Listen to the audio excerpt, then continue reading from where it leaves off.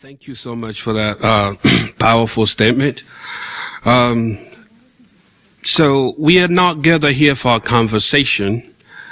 We are gathered here for confrontation, to confront whatever is preventing young dreams from being realized.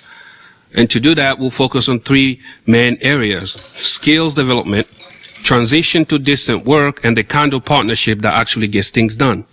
In our first of the three main areas, human capital and skill development for the youth, we'll begin where every journey into distant work truly starts, with skills, knowledge, and human potential. Because the greatest untapped resource on earth is not oil, gold, or data.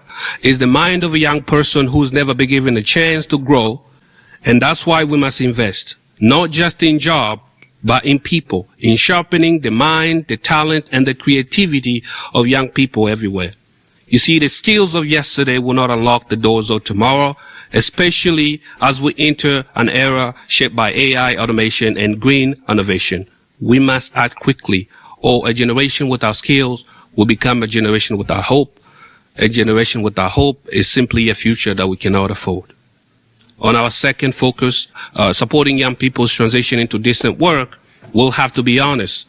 For millions of young people around the world, the path from learning to earning is not a journey. It's a battlefield. So this too is not about employment. It's about a bridge between potential and purpose, between struggle and stability, between surviving and truly living. You see, too many young people are stuck at the edge of that bridge, full of ambition, full of brilliance, but facing a gap that no one is there to cross or even try to close.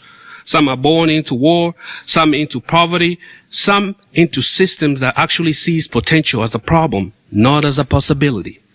If we want to change the world, we must stop preparing young people to fit into broken systems and start crafting systems bold enough to match the potential of this generation.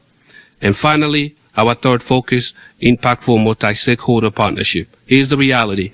No one can solve youth unemployment crisis alone. We need all hands on deck: government, civil society, private sector, youth network, and the UN system. But not working in silos, but side by side with shared responsibility and a shared vision. You see, change doesn't happen when power is hoarded. It happens when power is shared, but not by speaking for the youth, but by standing with us, co-creating bold solutions.